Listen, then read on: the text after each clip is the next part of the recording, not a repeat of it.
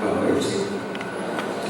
Nós estamos terminando hoje esse item do Livro dos Espíritos que fala de direito de propriedade, riqueza, nossa relação com os bens materiais, as posses, etc. Né?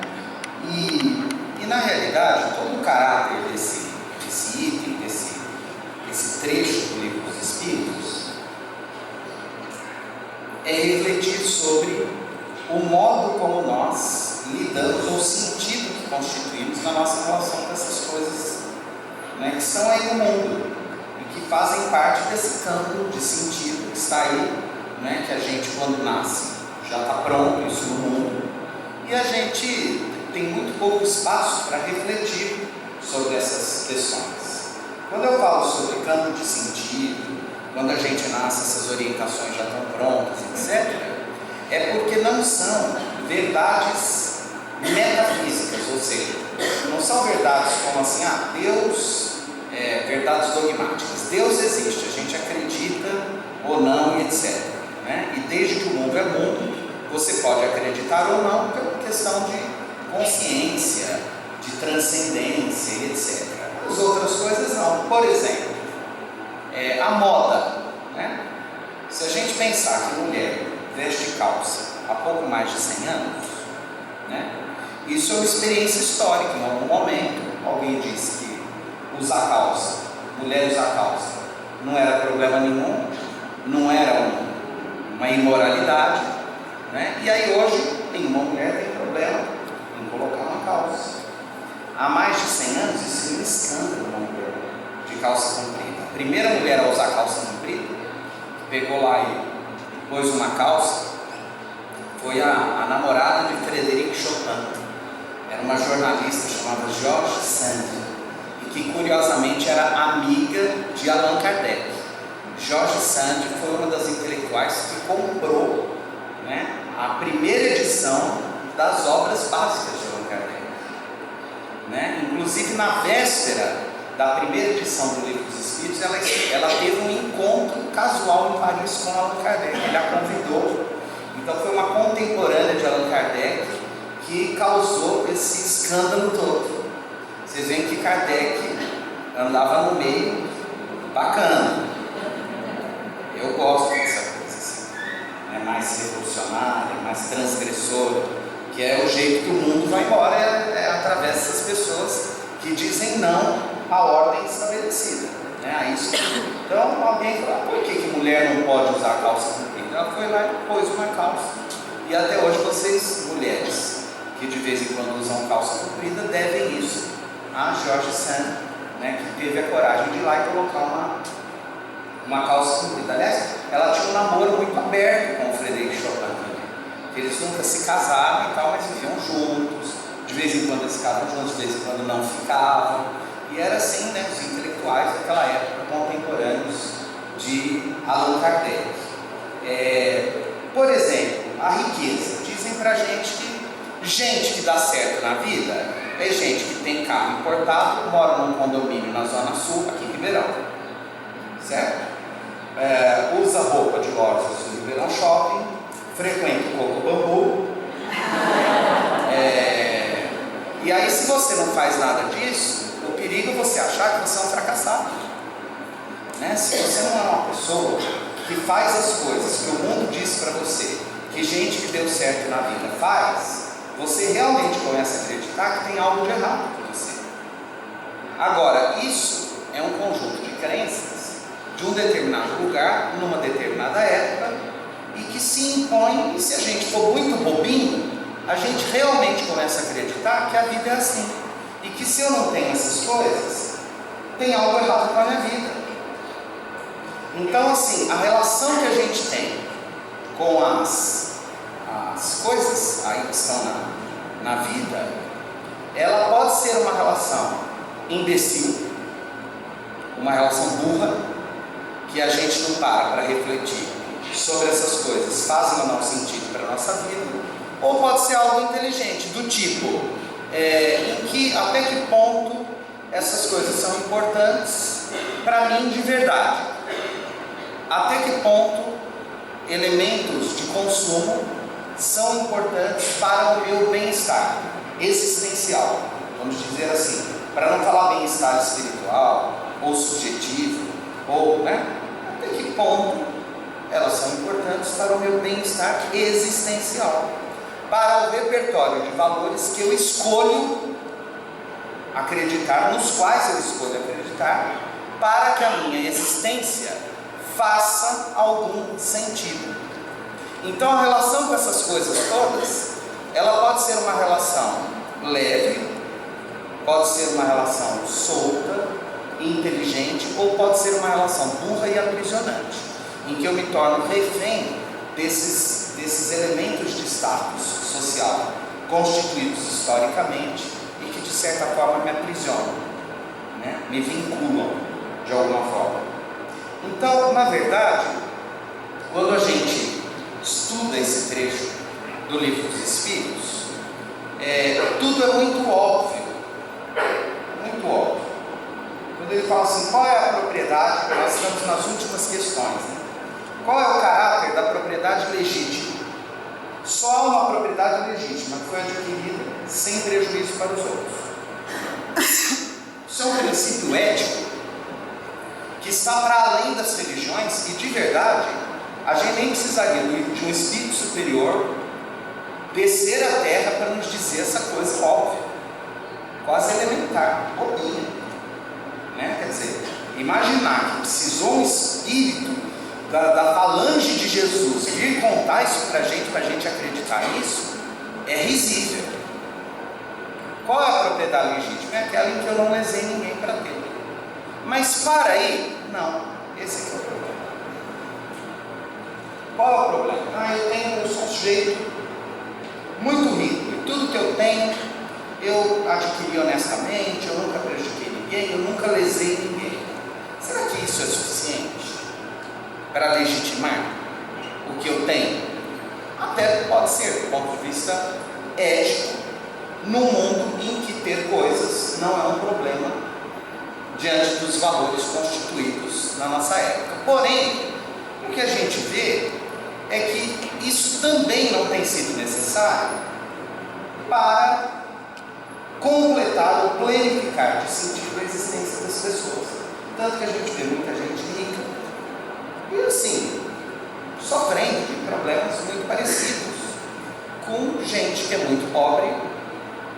Tem também, um sujeito muito depressivo, muito triste, ou síndrome urbana, ou isso, aquilo, quer dizer, são problemas emocionais ou desafios existenciais que acometem pessoas de todas as condições sociais, econômicas, etc. Por quê? Então vamos lá, Kardec acrescenta essa resposta dos Espíritos um adendo. Ele vai além. Kardec diz assim, a lei de amor e de justiça proíbe que se faça a outro o que não queremos que nos seja feito, e condena por esse mesmo princípio todo meio de adquirir que o contraria. Isso é um trecho de Allan Kardec.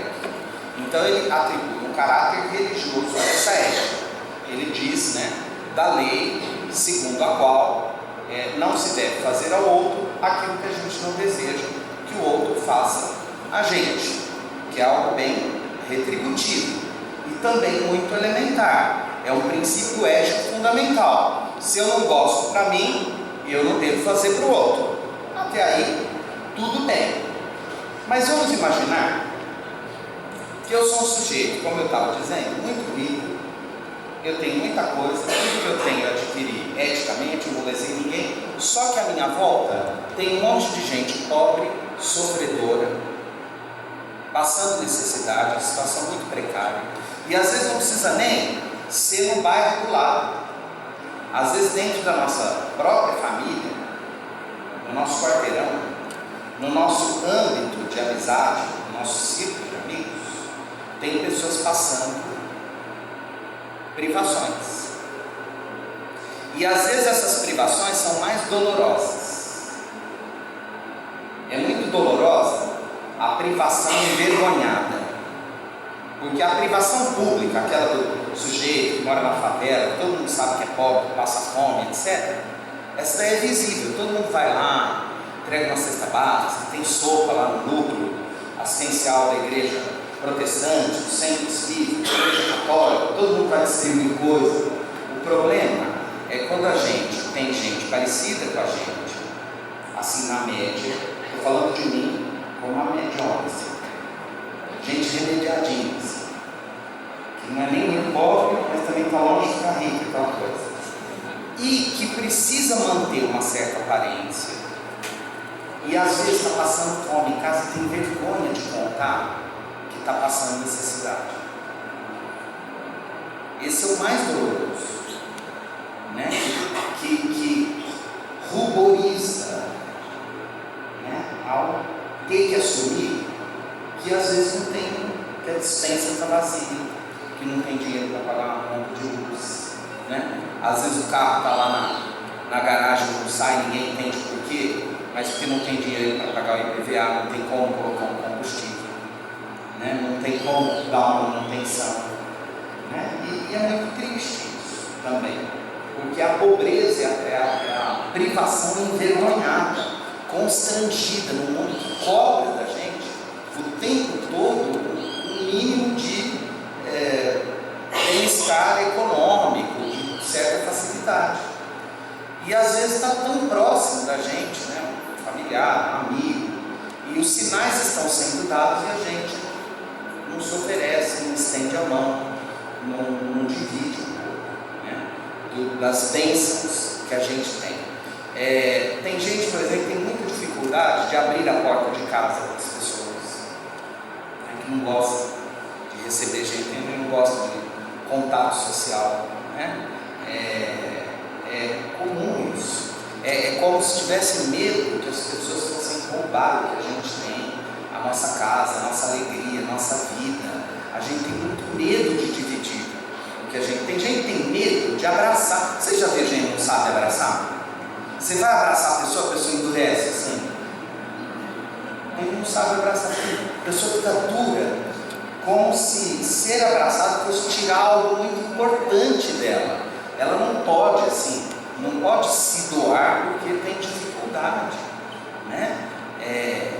E a gente faz isso com a vida de modo geral. A gente fica muito rígido, fica muito tenso, fica muito amedrontado, com medo de que as pessoas tirem o que é nosso, nossas coisas, nosso dinheiro, nossa alegria, nossa casa. O ciúme, né? Tem muito ciúme, não só do companheiro, da companheira, mas eu tenho uma amiga minha, não sei se ela está aqui, ela ri muito de mim porque ela fala que eu tenho ciúme dos meus amigos, mas é mais farra que eu faço, né? Quando eu fico sabendo com um amigo, às vezes encontrou com o outro, você está encontrando só fulano, comigo você não está, mas acho que eu tenho mesmo, ciúme. A gente tem sentimento de posse com os amigos, né? Fica com medo do amigo gostar mais do outro amigo do que da gente, e é tudo uma grande bobagem, porque nós somos de verdade sozinhos.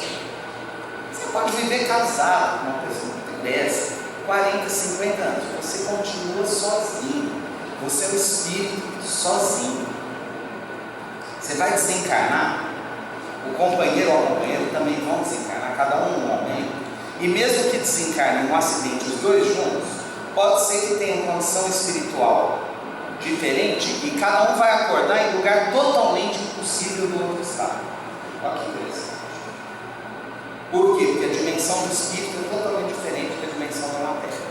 Às vezes os dois desencarnaram juntos no mesmo lugar, no mesmo instante, e vão despertar imediatamente em lugares totalmente diferentes um do outro, e um não consegue ver o outro, porque estão em vibrações espirituais totalmente diferentes, em sintonias totalmente diferentes. Vão às vezes para próximas encarnações que não vão estar juntos, com outras tarefas, ou às vezes vem, mas não vem mais marido e mulher, vem irmão, vem colega, vem cunhado, vem essa coisa toda, né, meio atravessada. Então, de verdade, ninguém é de ninguém na vida, tudo passa. Ninguém é de ninguém na vida, tudo passa, né? Ninguém, nem amigo, nem mulher, nem marido, ninguém é de ninguém. Nós somos todos espíritos livres, solitários, não tem os nossos compromissos aí reencarnatórios, etc. Às vezes dura a vida inteira, às vezes tem tempo de duração, termina, começa outro, recomeça termina para recomeçar na outra encarnação ou duas depois, mas também não tem pressa, a gente tem a eternidade inteira pela frente para acertar os ponteiros com as pessoas, mas nós somos espíritos sozinhos, com histórias muito sozinhas, com compromissos muito particulares. Ninguém vai resgatar compromissos que são da nossa consciência, e nós não vamos resgatar compromisso de consciência nenhuma que não seja nossa. Então, nossos filhos, eles têm lá as trajetórias deles e tal, e vão ter que colher o que eles plantam, por mais que a gente goste deles e faça por eles, e assim nossos pais, as pessoas que convivem conosco.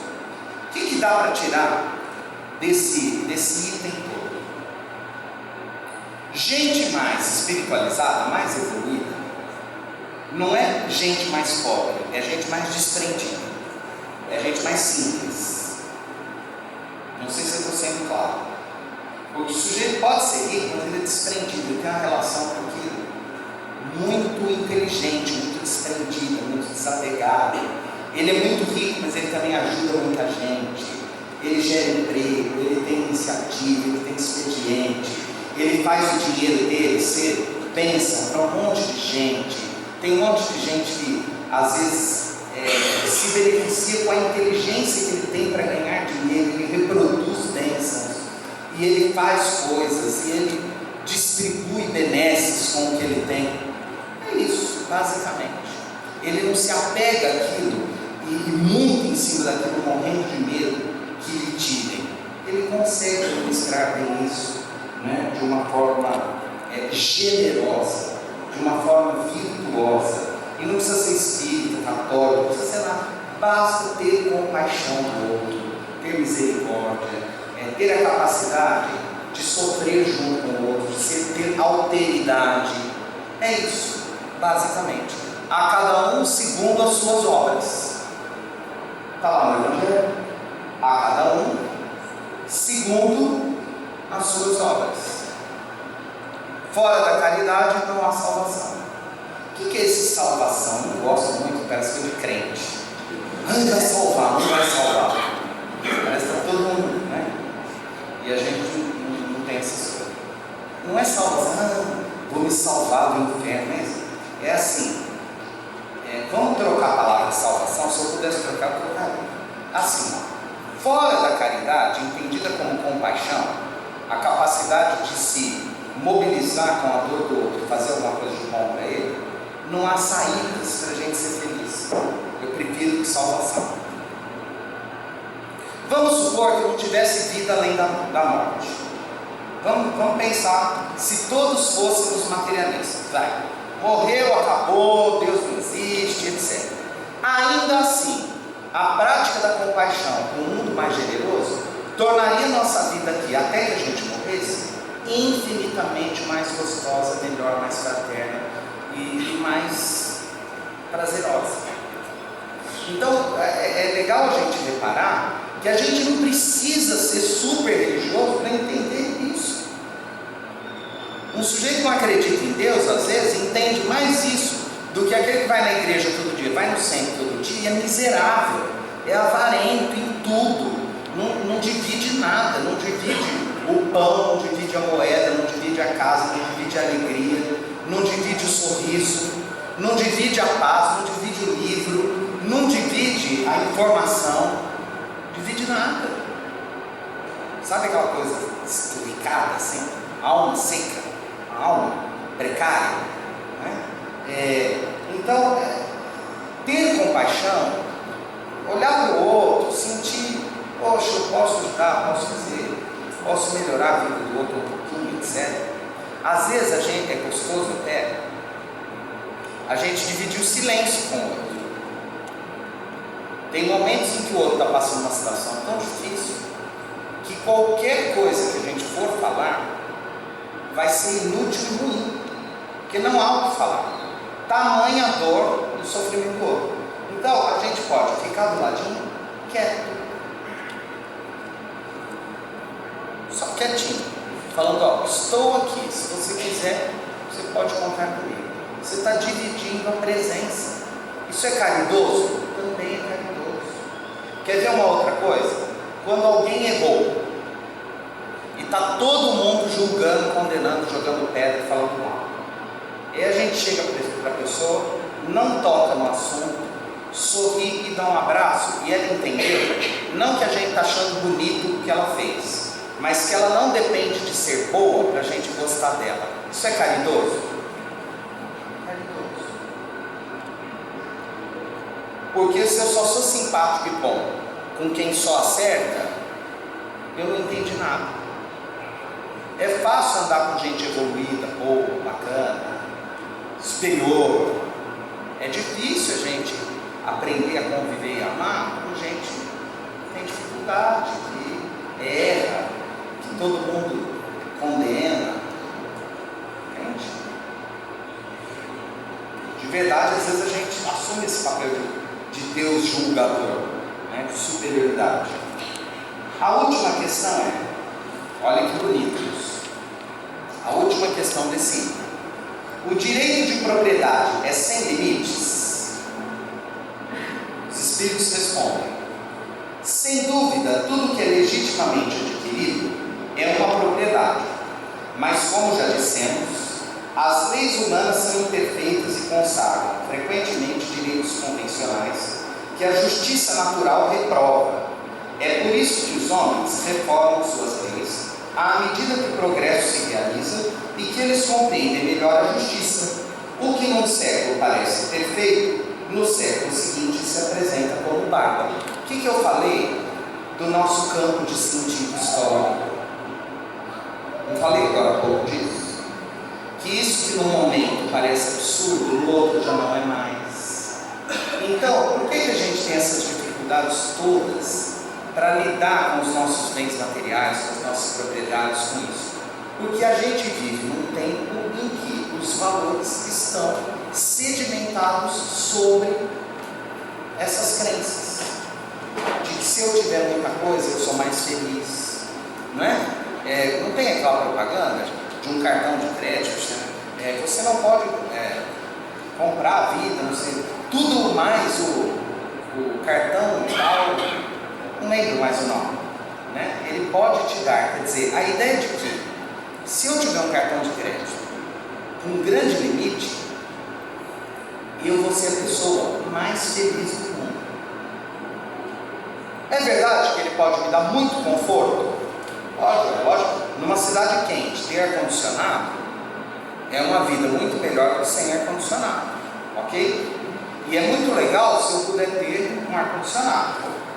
Mas é muito legal também se eu puder comprar um ar-condicionado mais baratinho, dentro das minhas possibilidades, que não me comprometa. E se ele gelar tanto o outro mais chique, etc e tal, eu já me tornei uma pessoa sábia, que coloca a visão prática da vida antes dessa escravização às marcas, aos rótulos, ao exibicionismo. E nós falamos de uma expressão aqui, nos domingos atrás, que é o fetichismo do consumo, né? A gente fetichiza as coisas.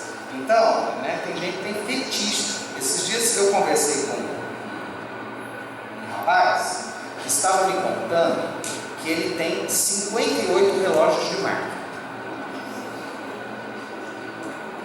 Eu fiquei imaginando onde ele vai arrumar 58 pulsos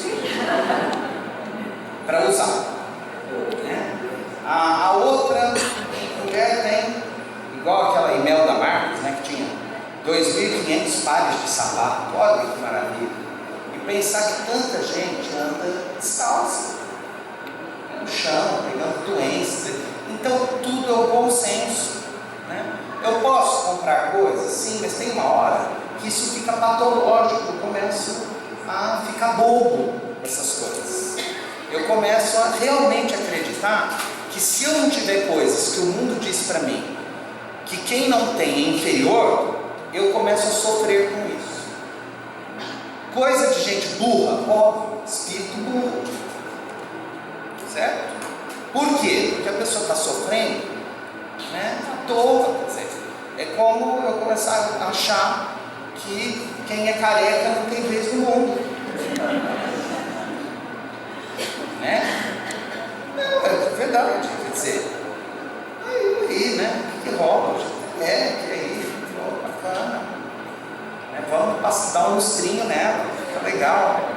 Né? Mas eu conheço gente que tem muito problema com isso. Conheço, inclusive, pessoas que já gastaram fortunas fazendo implante. Fica horrível. Fica com cabelo de boneca, fica jacu. Agora, tudo bem e tal. Agora, se o cara tem dinheiro sobrando para isso, ok. Mas eu fico pensando que às vezes deixa de pagar a escola para os filhos fazer implante. Vai plantar batata, em nome de Jesus. É um burro, é um idiota.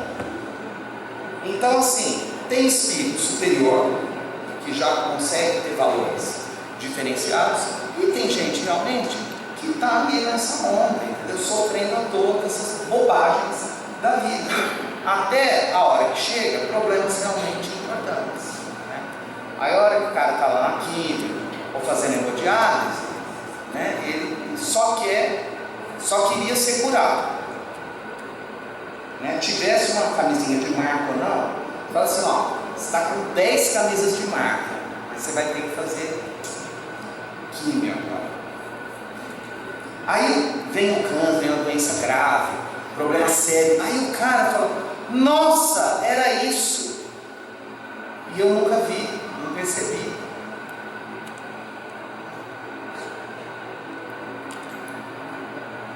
É da vida, certo? E não que a pessoa tenha que ter problemas ou doenças graves para abrir os olhos para a inteligência da vida, não. A gente pode, né, só abrir o coração para ver aí o que está no mundo. E como o Chico Xavier falou, né, a gente, as pessoas que no mundo, cheio de sofrimento, vivem rindo à toa, têm a alegria dos idiotas. O Chico falou isso numa entrevista, né? Que a gente nunca vai ser totalmente feliz enquanto à nossa volta tiver gente como a gente sofrendo. Por quê? Porque isso é falta de educação. Mais do que falta de compaixão, é falta de educação. Então, se a gente conseguir levar a sério essa mensagem do Evangelho, né, de amar, dividir um pouco, não só grana, não, porque a visão de que caridade é só dinheiro, se bem que é o que a gente tem mais dificuldade de dividir dinheiro mesmo, né? Mas não é só isso. Quer dizer, se a gente conseguir dividir um pouco do que a gente tem, dar uma desafogada no guarda-roupa, no armário de sapatos, na dispensa dos remédios, quantas vezes a gente vai olhar remédio naquela gaveta da casa da gente, está vencido há 2 anos, e a gente nunca parou para pensar em pegar esses remédios que não usa mais e ir no posto de saúde mais próximo, ou no asilo, ou no hospital, e falar, olha, eu vim trazer porque eu não estou usando. A gente não faz isso, deixa estragar coisa da dispensa, deixa estragar roupa, não é? Então, assim, a gente pode dividir coisas? Pode. Tem gente que acumula bugiganga em casa, que podia estar servindo para o outro. Desencarna, fica aquele espírito de 300 anos lá, aquele monte de coisa velha. Então tem que dividir roupa, tem que dividir calçado. Está sobrando prato em casa que a gente não usa mais, copo, vamos dividir. Remédio, vamos dividir, né? Grana, vamos comprar pizza. Quem quiser, eu tenho pizza, rifa, feijoada e bacalhau. Depois me procura. Vender rifa, comprar pizza beneficente. Olha, eu não posso ajudar, mas eu compro a pizza. Eu não posso ajudar, mas eu compro lá o chá beneficente. Olha, vamos dividir as cores, vamos dividir o sorriso, vamos dividir a alegria, vamos falar de coisas boas, né? Tem gente que a gente cruza, só tem conversa ruim, a pessoa só divide coisa ruim. Então vamos falar coisa bonita, né? Falar de coisa alegre, para cima. Aconteceu uma coisa boa, vamos dividir, tendo o bom senso de não dividir com quem está triste também. Quem também é falta de educação. Eu sei que uma pessoa está sofrendo, aí eu chego lá todo sem noção. Então, dividir a solidariedade, compaixão. Vamos dividir a alegria, dividir a fé, dividir a esperança, dividir a leveza, dividir o respeito pelo outro, dividir o amor na sua extensão mais bela, mais gostosa e que torna a vida muito mais cheia de sentido para nós, tá bom? Esse é o recado. O problema não é ter, não é não ter, é o que a gente imprime de sentido nessa relação com as coisas do mundo. Lembrando sempre que daqui a pouco nós vamos todos desencarnar e não vai ficar nada aí, e a gente só vai levar as nossas boas obras, tá bom? Vamos agora aos... Terminamos, né, o item. Agora vamos começar domingo que vem. Caridade e amor ao próximo. Ó, que bonito. Não vamos falar mais de roubo, de propriedade, posse, nada disso. Vamos falar de caridade e amor ao próximo. Nós vamos falar disso que a gente em geral não tem. Saber tem a mesma origem de sabor. Por enquanto a gente mais sabe do que saboreia isso. A gente sabe na teoria maravilhosamente caridade, amor ao próximo. Na prática é complicado.